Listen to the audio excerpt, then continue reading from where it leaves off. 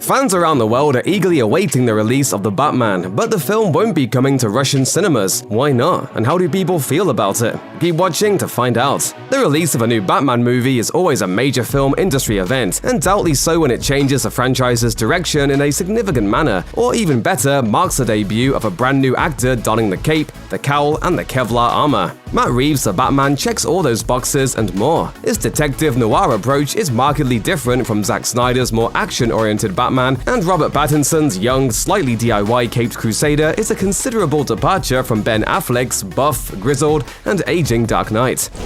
Well, here I am.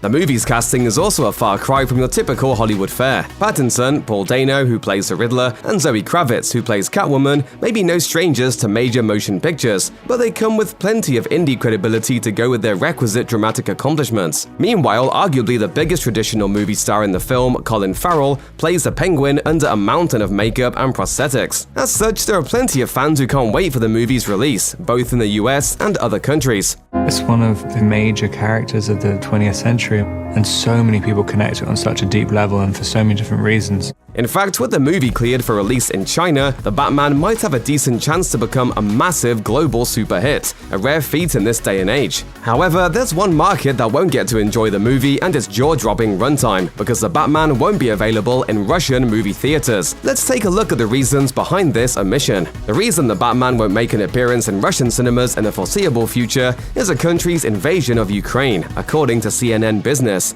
This isn't a logistical issue either. The film's distributor specifically made the decision to pull the movie. The announcement is one of the most high-profile among the several recent entertainment industry decisions to take business away from Russia. A spokesperson for the company said, "In light of the humanitarian crisis in Ukraine, Warner Media is pausing the release of its feature film, The Batman, in Russia. We will continue to monitor the situation as it evolves." It remains to be seen how the situation develops, but the Warner Media spokesperson expressed the company's wish of how it should wrap up, adding, "We hope for a swift and peaceful resolution to this tragedy."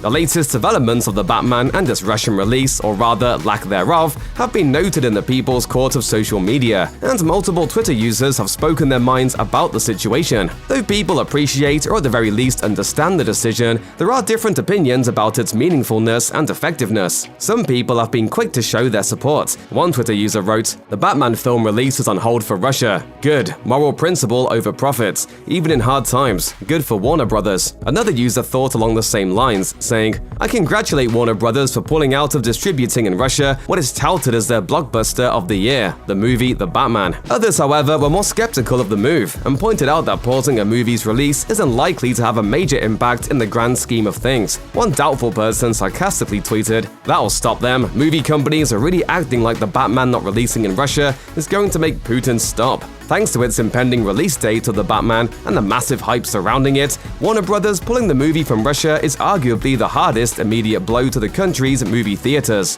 However, it's far from the only hit Russia has taken from the entertainment industry as of late. In fact, multiple entertainment juggernauts have made similar decisions. On the streaming side of things, Netflix recently refused to add state-mandated content on its platform in Russia, according to Deadline. Similarly, Disney's release pause in the country means titles like Doctor Strange and the Multiverse of Madness might not see a Russian release. Sony will do the same with Morbius, as well as the other movies it have planned to release in the country. I'm vengeance. Check out one of our newest videos right here. Plus, even more Looper videos about your favorite movies are coming soon. Subscribe to our YouTube channel and hit the bell so you don't miss a single one.